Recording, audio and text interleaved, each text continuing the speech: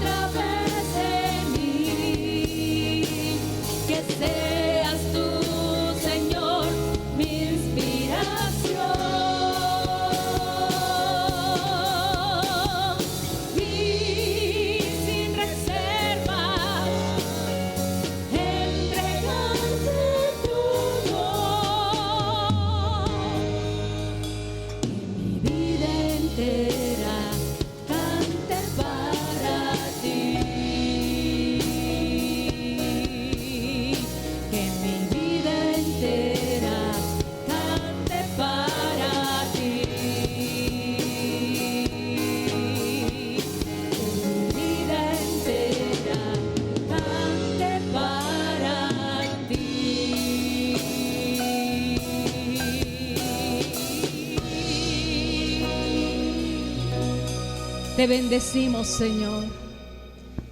Que seamos realmente para ti, Señor, en nuestro pensamiento, en nuestro caminar. Que nuestra vida te refleje, Padre, con nuestros pensamientos, con nuestros actos, con lo que digamos. Te bendecimos, hermano, allí donde estás.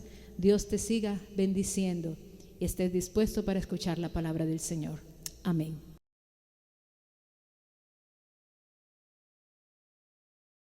Bendiciones para todos. El Evangelio de Lucas, capítulo 22, versículos 31 al 34, nos dice de la siguiente manera. Dijo también el Señor: Simón, Simón, he aquí Satanás os ha pedido para zarandearos como a trigo. Pero yo he rogado por ti, que tu fe no falte. Y tú, una vez vuelto, confirma a tus hermanos. Él le dijo: Señor, dispuesto estoy a ir contigo no solo a la cárcel, sino también a la muerte. Y él le dijo: Pedro, te digo que el gallo no cantará hoy antes que tú niegues 3 veces que me conoces. Que tu fe no falte, nuestro tema en el día de hoy. El marco contextual de esta experiencia de los discípulos con Jesús y muy particularmente de Simón con el Señor se da en lo que conocemos como el Sermón del Aposento Alto. Este sermón está registrado en los 4 evangelios. Juan lo deja enmarcado desde el capítulo 13 al capítulo 16, siendo muy específico en muchos detalles. Pero Lucas, al hablar de esta experiencia, amplía la forma como Jesús se dirige a este discípulo llamado Simón, y nosotros lo conocemos como Simón Pedro. Estar abordando este tema en lo que se conoce como el Sermón del Aposento Alto es estar abordando un tiempo de intimidad de Jesús con sus discípulos. El Señor está enseñándoles a ellos muchos principios que en la formación espiritual de ellos era necesario que aprendieran, y no solamente aprendieran, sino que vivieran, que los llevaran a la práctica, para que a su vez, cuando ellos recibiesen el legado de ir y hacer discípulos a todas las naciones, tuviesen en cuenta de enseñarles a ellos lo que Jesús les está transmitiendo. La noche de la última cena, Jesús anunció de manera sorpresiva a Simón que Satanás lo ha pedido para zarandear como a trigo. Él va a tener una experiencia diferente en su relación con el Señor y en los principios del reino de los cielos.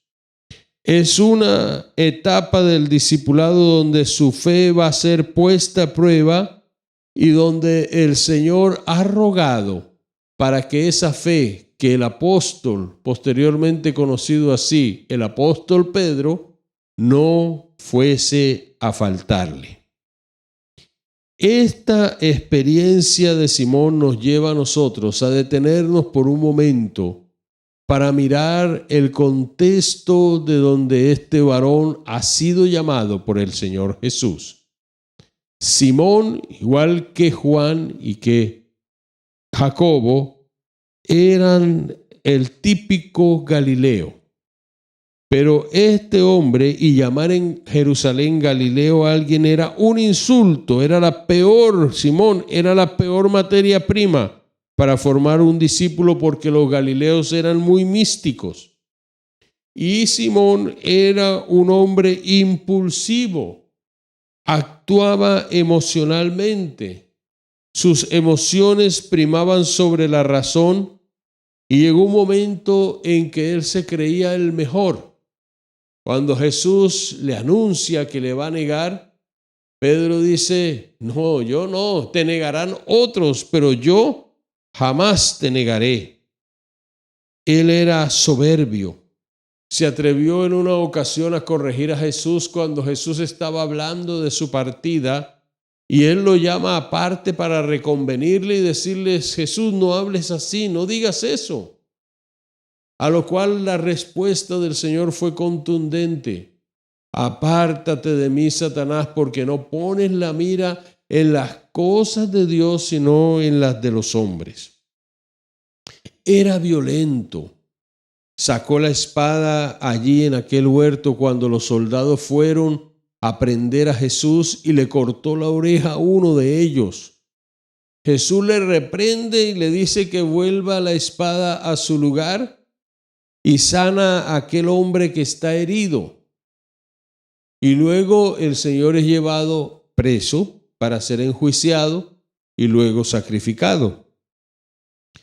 Jesús, mis amados hermanos y amigos, no buscó la sabiduría en la gente que escogió. No buscó la inteligencia y no por desecharla, sino porque para el Señor lo primordial era la disposición que la gente que Él estaba llamando tuviesen para dejar todo y seguirle a Él. Porque el Señor nos quiere a nosotros completos detrás de Él. Él no quiere pedazos de nuestra vida, Él quiere nuestra vida. El Señor no nos está llamando para que nosotros caminemos por parte ni para que seamos religiosos, que sencillamente aquietemos nuestra conciencia con un rito, sino que tengamos vida y vida en abundancia y convertirse Él, que es el dador de la vida, en nuestra vida. El discipulado es transformación de la persona. Y hay que recorrer el camino para llegar de Simón a Pedro, para llegar a dejar las cosas de nuestra vida anterior y empezar a vivir conforme a los principios del reino de los cielos. La propuesta de Jesús es para cambio de vida. Simón, yo he rogado que tu fe no falte. Hay 3 cosas a consideración en este día. La primera de ellas, la fe es puesta a prueba. ¿Y cómo es puesta la fe de Simón a prueba? El enemigo pide permiso para tocarnos. Primera de Juan, el capítulo 5, versículo 17, nos enseña a nosotros que el maligno no puede tocar la vida de un creyente. Él debe pedirle permiso a Dios para tocarlo a usted y tocarme a mí, a menos que usted esté pecando, tenga un pecado que no haya confesado, que lo consienta, ha abierto las puertas al enemigo y por allí él le va a atacar poderosamente y le puede llegar a destruir si usted no se arrepiente, si usted no deja su pecado y empieza a vivir de acuerdo a lo que el Señor nos está diciendo en su palabra. Pero el enemigo, cada vez que va a tocar a alguno de nosotros, pide permiso. Él conversa con Dios acerca o sobre las personas. Esto es una realidad escritural. Job, del capítulo 1, versículos 6 al 12, nos narra la experiencia donde los hijos de Dios vienen a presentarse delante de Él, pero allí hay alguien que se ha llegado y es Satanás. Y Dios le pregunta, ¿de dónde viene? No porque Dios no sepa, porque Dios es omnisciente. Dios todo lo sabe. Y cuando Él llega, entonces le responde y el Dios del cielo le pregunta, Él le responde de merodear la tierra. Y empiezan un diálogo acerca de Job, pero no porque el Señor se haya dejado incitar por Satanás, sino porque el Señor tenía un propósito superior con la vida de Job, hombre temeroso, apartado del mal, y Satanás le es permitido tocarle en áreas de su vida donde su fe es puesta a prueba. Al final del libro de Job, se ve el propósito magno de Dios al permitir toda esta experiencia dolorosa, toda esta experiencia donde hay pérdida material, donde hay pérdidas humanas, pero donde hay una gran ganancia espiritual y donde hay una gran formación en la vida de Job, que ya empieza a ver la vida bajo la óptica de Dios, no bajo lo que otro le ha contado ni lo que él oye, sino lo que él ha experimentado. Conocer a Dios cuesta. Amarlo a Él es entregarnos absolutamente en sus manos confiando en que es el Dios soberano, que todo lo que acontece con nuestra vida está bajo su control. ¿Te has preguntado alguna vez si el enemigo habla de nosotros en los lugares celestiales? ¿Cuántas veces se habrá acercado él para pedir nuestra vida y zarandearnos como a trigo? Pues quiero decirte, hermano mío, que si usted y yo somos personas que hemos entregado nuestra vida al Señor y estamos en oración y estamos consagrados a Él, la Escritura nos enseña que todo aquel que quiere vivir piadosamente recibirá persecución, pero el enemigo de nuestras almas, que es Satanás, nos tiene a nosotros como un blanco perfecto donde Él va a estar enviando todas sus saetas, donde Él va a estar enviando todos los dardos de fuego, donde Él está maquinando contra tu vida y contra mi vida. Somos conocidos en el ámbito espiritual, los hijos de Dios somos conocidos en el cielo, pero también somos conocidos en el infierno. Y cuando somos conocidos en el infierno, la Escritura nos dice que el enemigo no está conforme. Mis hermanos, el libro de Hechos, el capítulo 19, versículos 13 al 17, nos habla de unos exorcistas ambulantes, hijos de un tal Exeba, que era judío. Y ellos se acercaron a alguien para echar fuera demonios. Y cuando lo hicieron, mencionaron el nombre de Jesús, aquel que predica Pablo. Pablo venía de una campaña, venía hablando del reino de los cielos, venía echando fuera demonios. La palabra estaba corriendo a través de la boca de este apóstol. Ellos lo vieron muy fácil y trataron de imitar la obra de Dios, y es delicado cuando el enemigo se disfraza como ángel de luz y sigue engañando a la gente, cuando muchas veces los brujos y hechiceros invocan el nombre de Dios y hablan en el nombre de Dios y hacen trabajos en el nombre de Dios, pero no conocen a Dios, se están condenando a sí mismos y están llevando a la cautividad más y más profundamente a las personas a las cuales ellos se dedican a ministrarle. ¿Y qué sucedió en ese momento? Que el demonio que estaba en aquella persona habló y dijo: Jesús sabemos quién es. El diablo conoce a Jesús. El diablo sabe quién es el Señor. Los demonios creen y tiemblan. Y los demonios le piden permiso a Jesús. Y a Pablo también lo conocemos. Que conozcan a Jesús en los lugares celestiales es lo más normal. Que conozcan a Pablo también, que te conozcan a ti si eres una persona que vives en santidad y oración, que peleas batallas de fe, que has desbaratado ejércitos de las tinieblas a través de la oración y el ayuno. Es una gran bendición para tu vida y para el reino de los cielos, pero tú y yo, si estamos en la batalla, en la guerra espiritual, somos un gran problema para el enemigo. Y como somos un gran problema, él va a trabajar con todo su arsenal para acabar con tu vida y la mía. Cuando nosotros estamos claros en el propósito divino que Dios tiene con nuestra vida y su verdad mora en nosotros, somos poderosos en Dios y peligrosos para las tinieblas. Nuestro potencial espiritual es la mayor amenaza para el enemigo. Él nos ataca en nuestras debilidades, siervos de Dios, hermanos en la fe. Pero Él también va a tratar de penetrar aquellas áreas donde nos consideramos fuertes. El que piensa estar firme, mire bien que no caiga, porque no nos ha venido ninguna tentación que no sea humana, pero el Señor es poderoso para fortalecernos y darnos la salida. Pedro se jactó de su lealtad al Señor y sin embargo fracasó cuando negó conocerlo.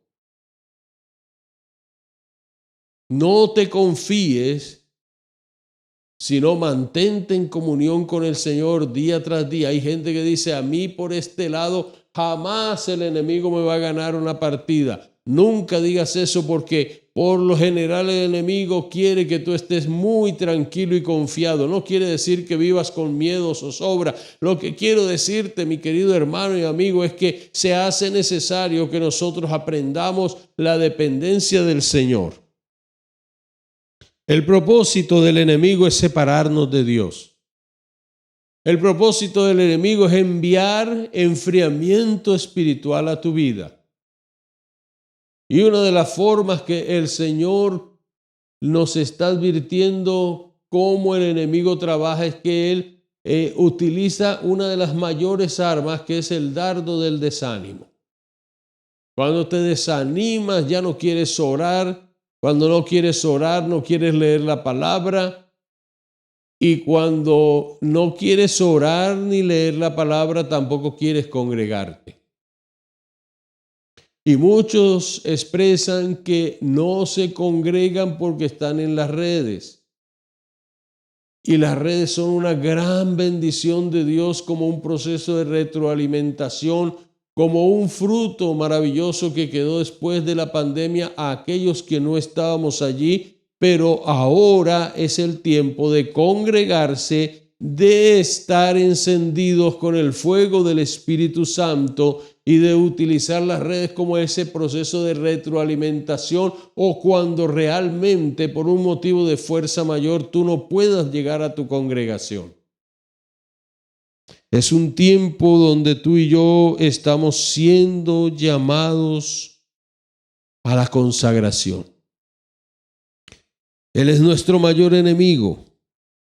Antes éramos enemigos de Dios y eso es terrible. Ahora somos hijos de Dios y el diablo está muy enojado con todo aquel que recibe a Jesucristo y se aparta de él, del enemigo. El enemigo está muy inconforme cuando una persona hace decisión de fe y se amista con el Señor.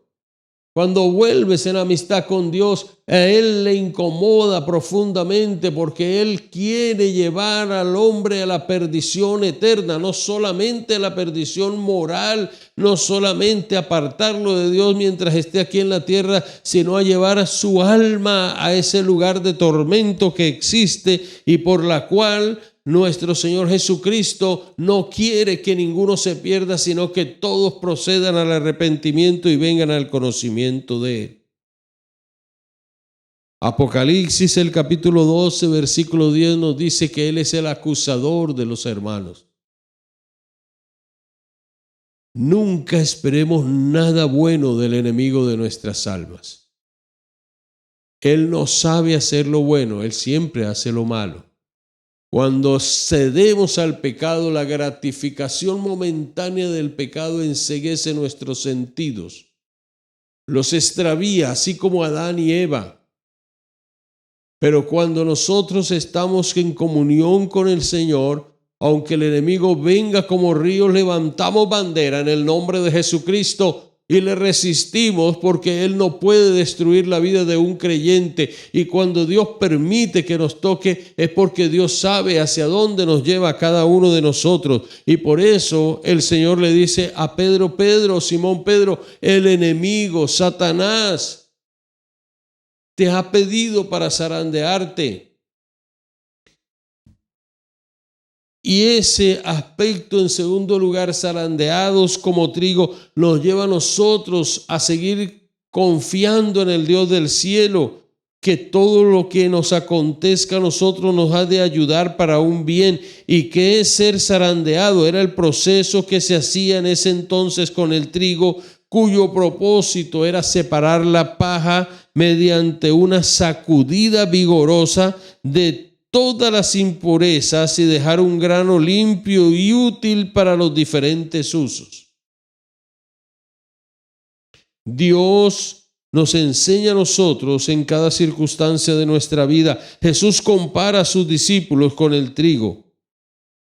Él sabe que Satanás quiere sacudir nuestra fe desde sus cimientos para que sigamos nuestros propios caminos lejos de la voluntad de Dios. Pero Jesús usa este proceso de zarandeo para separar de nosotros lo vano. Este es un proceso de purificar nuestra fe. Tú y yo fuimos llamados para marcar la diferencia.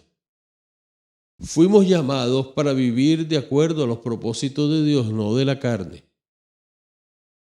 Este es un propósito donde Dios empieza a separar de nosotros la ira, la inconstancia, donde empieza a quitar la impaciencia y nos reviste de paciencia.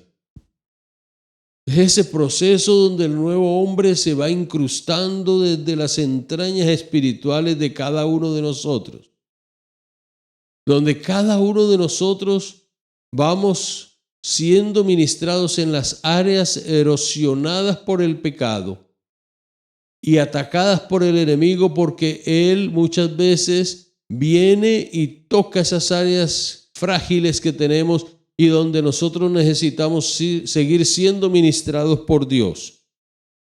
En la formación de nuestro carácter cristiano, cuando tú sufres, cuando tú vives estos momentos difíciles que estás pasando, cuando tú estás siendo pasado por fuego, sientes que tu alma no soporta más sufrimientos, cuando la agonía llega a tu corazón, cuando la tristeza te invade porque hay noticias que a veces no son las mejores y Dios las permite, hay circunstancias que no son las mejores, Dios las permite, hay situaciones que descubres y Dios te lo permite, pero también viene su fortaleza, hay pérdidas humanas y Dios las permite, y las permite porque a través de todo eso nos está llevando en este peregrinaje a que nosotros cada día aprendamos a depender más de Él.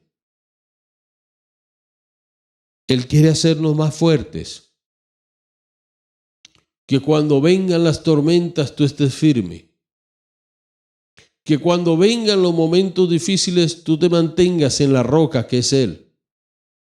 Él quiere enseñar cada día y cada momento de nuestra existencia cosas que son grandes y ocultas. A veces hemos orado y queremos tener revelaciones de cosas sobrenaturales, pero queremos es que Dios nos hable cómo es el reino de los cielos allá arriba, cómo son los ángeles, cómo son, y hablamos de muchas cosas y hablamos de mucha prosperidad, pero sabe, el Señor está más interesado en formarnos y en trabajarnos para que nos parezcamos más a Él que en darnos cosas materiales. Como hemos venido enseñando, el Señor está más interesado en nuestro ser que en nuestro hacer. Podemos tener carisma. Los pastores podemos manejar al pueblo bajo la influencia de nuestro intelecto, nuestro talento, nuestra carne, nuestra oratoria. Pero es el carácter cristiano el que nos sostiene a nosotros. Es la madurez en el Señor la que ayuda a que la iglesia siga avanzando y batallando en medio del mundo de tinieblas donde Dios nos ha ubicado. No es la programación solamente que una iglesia tenga, no es el número o el volumen de personas que manejemos lo que hace la iglesia grande. La iglesia es grande porque es la iglesia de Jesucristo, y la iglesia necesita ir creciendo y madurando para que pueda tener la consistencia en un mundo que nos está llamando y que nos está pidiendo que les hablemos del Cristo vivo y lleno de poder, y que lo hagamos con esa experiencia de vida y mostremos el carácter de Jesucristo en cada una de nuestras acciones. Dios está trabajando y Dios quiere que usted y yo aprendamos a mirarlo a Él, y no solamente a mirarlo, sino que nuestra manera de hablar sea como la gente le decía a Pedro: tú eres de ellos porque tú hablas parecido a Jesús.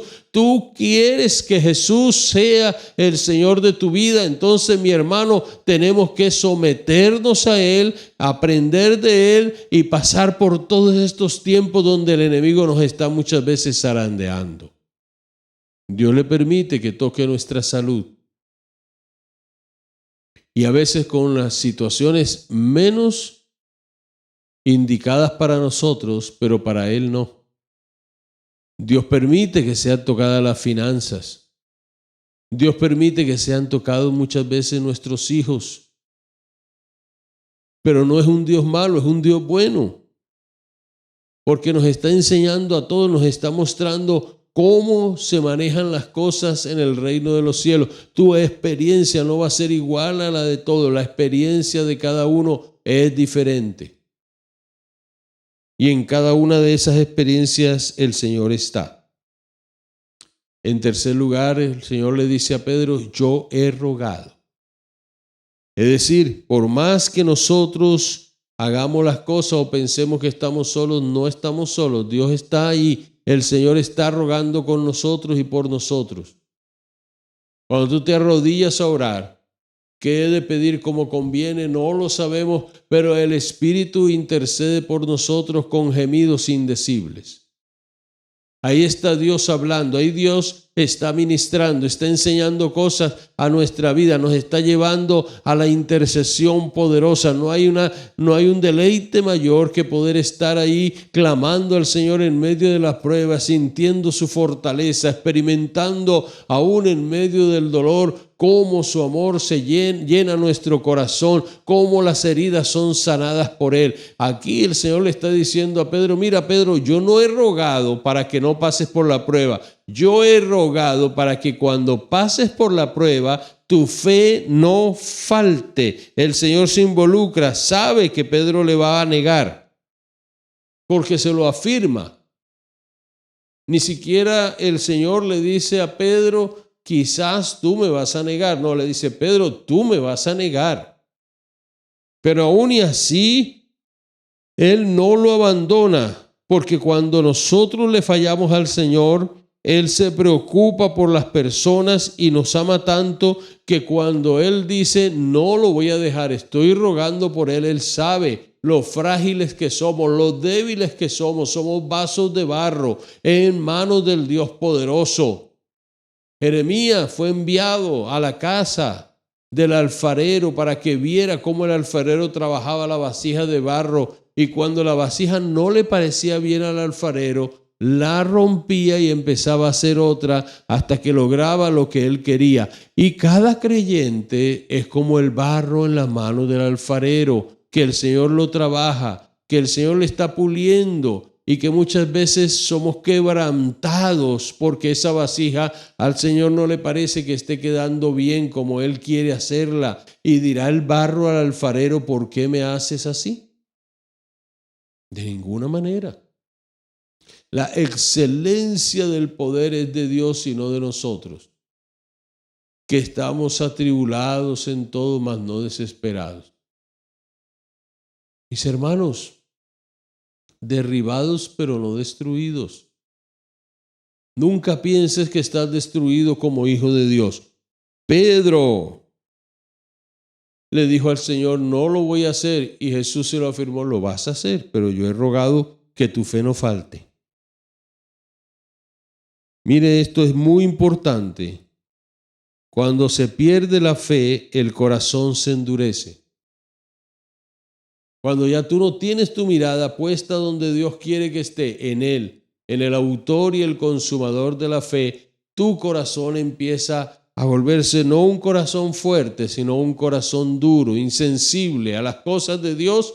Y cuando la prueba, en vez de asimilarla, tomado de la mano del Señor para que el Señor siga haciendo la obra que Él quiere hacer con tu vida. Hermano, cuando tú te rebeldizas en el momento en que estás siendo zarandeado, en ese momento, cuando tú te niegas a aceptar que hay un propósito de parte de Dios contigo, cuando te pones a pelear con Dios, cuando luchas con Dios, cuando dices no sigo, no voy más, el Espíritu Santo está allí redarguyéndote, pero tú puedes cerrarte, y al cerrarte el corazón ya no escucha, ya no acepta lo que es la voluntad del Señor, para que al final, cuando ya todo ese momento pueda estar quieto, no que haya pasado del todo, tú vuelvas a reflexionar y te des cuenta que necesitas de Él.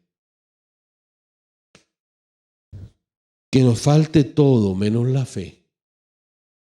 No pierdas la fe. No pienses si quizás Dios, no, Dios sí quiere ayudarte. Uno de los males de este tiempo es que la gente está perdiendo su fe en el Señor. Sin fe es imposible agradar a Dios. Sin fe perdemos hasta la esperanza. Y el Señor no quiere que perdamos la fe. Este es el camino de la fe. Este es el camino donde nosotros derribamos gigantes. Este es el camino donde el Señor adiestra nuestras manos para la batalla. Levántate de allí donde estás postrado espiritualmente y empieza a tomarte de la mano de Jesús, pídele perdón y camina fuertemente con Él. Porque el que empezó en ti la buena obra la llevará hasta el final. No temas ni desmayes porque Jehová tu Dios está a tu lado. Mira, este tiempo difícil Jesús sabía que Pedro lo iba a vivir, pero que era necesario. Este tiempo que tú estás viviendo, este tiempo convulsionado y difícil que tú tienes en tu vida, el Señor lo conocía, pero el Señor también sabía que era necesario para ti y para mí. Hemos vivido y estamos viviendo esos tiempos que quizás muchos de nosotros nunca pensamos ni quisiéramos vivir, pero Dios los está permitiendo porque los propósitos de Dios son firmes para con nuestra vida. Hoy estamos sembrando con lágrimas y mañana vamos a cegar con alegría de corazón. Hoy estamos viviendo y quizás muchos de nosotros decimos, ya esto no es más. Pero quiero decirte que el Señor siempre tiene algo nuevo para la vida tuya y para la vida mía. Y el Señor sabía que aunque Pedro le iba a fallar, la obra que Pedro iba a realizar, el Señor le iba a ayudar y lo iba a hacer a través de su vida.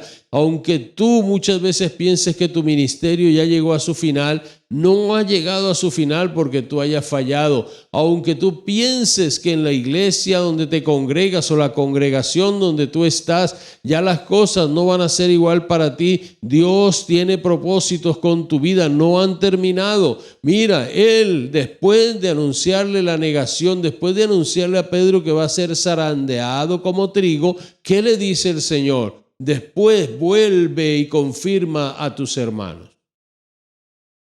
El Dios nuestro restaura.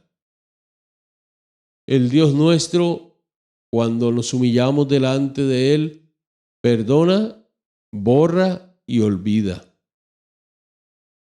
La Escritura nos narra a nosotros en el capítulo 21 del Evangelio de Juan que Pedro tomó una decisión y le dijo a los discípulos, después de la resurrección de Cristo, voy a pescar. Estaba frustrado. No había hablado con Jesús de ese tiempo de negación, de ese tiempo de zarandeo. Ya lo había negado y al hacerlo lloró amargamente. Ahora Pedro toma su barca y se va mar adentro. Y pasa toda la noche en el mar y los discípulos le acompañan y le dicen, vamos contigo. Un líder en la carne también arrastra a la gente. Y al amanecer no han pescado nada. Y Jesús hace su aparición, les dice dónde tirar la red y sacan gran cantidad de peces. Y es allí donde el Señor habla con Pedro aparte. Y le pregunta 3 veces, ¿me amas? Apacienta mis ovejas. ¿Me amas? Apacienta mis corderos. ¿Me amas? Pastorea mis ovejas. Y empieza ese proceso, hermano, porque hay una misión por cumplir. Y la misión de Dios se llevará a cabo aquí en la tierra. Continuará en la eternidad y la iglesia reinará con Él eternamente y para siempre. Jesús sigue su plan de vida no solo con Simón Pedro, sino contigo y conmigo. Que tu fe no falte porque la fe en el Señor es la que nos sostiene día a día. Que tu fe y mi fe no falten porque es esa fe la que nos permite seguir conociendo más y más de los misterios del reino. Cada día en la historia de la humanidad, en la historia de la profecía bíblica, nosotros vamos a vivir momentos agónicos, vamos a vivir situaciones más difíciles de las que ya hemos vivido. Pero quiero decirte que mientras nuestra fe esté puesta en el Señor, como dice la Escritura, sin fe es imposible seguir Sin fe es imposible agradarle. Pero mis queridos hermanos, la fe es la certeza de lo que se espera, la convicción de lo que no se ve. Esa prueba, esa situación, todo lo que usted y yo estemos viviendo es sencillamente parte del plan trazado por el Señor para que tú y yo podamos ver su gloria, podamos disfrutar de su presencia y de sus bendiciones. Concluimos en este día diciendo: no hay nadie mejor que Dios para ayudarnos a salir adelante, porque Él se implica y nos da la ayuda necesaria para sostener nuestras vidas, a pesar de saber nuestros pensamientos, nuestras caídas y también nuestras dificultades. No sé lo que tú puedas estar viviendo, mi hermano, pero te invito en este día a que te reconfortes en la presencia del Señor a través de la alabanza, de la adoración, de la oración, de la palabra. Y si no te estás congregando, empieza a congregarte. Vuelve a tu redil, oveja del Señor. Habían 99 en el rebaño y faltaba una. Es lo que se llama la oveja 100. Y Dios te está llamando para que tú regreses a Él. Amigo que me escuchas, este mensaje es un mensaje que te invita también, porque es el mensaje de la palabra, a venir a Jesús y conocerle como el Señor y el Salvador de tu vida, a librarte del mundo de las tinieblas en el cual has estado cautivo y a que conozcas la vida verdadera, que es la vida que Jesús nos da. Si deseas recibirle, ora con nosotros y dile: Señor Jesús, en este día te acepto como mi Señor y Salvador. Pido perdón por mis pecados y te pido que tú me ayudes para seguir adelante en tus caminos, en el nombre poderoso de Cristo Jesús. Te acepto y te acepto, Señor, como el que tú eres, el Salvador de la humanidad y el Señor de la humanidad. En Cristo Jesús. Amén. Si hiciste esta oración de fe para recibir a Cristo, comunícate con el teléfono que aparece en pantalla. Y a la iglesia del Señor le bendigo en este día y que el Señor te ayude a seguir hacia adelante. Recuerda, el Cristo poderoso es el dueño de nuestras vidas. Amén.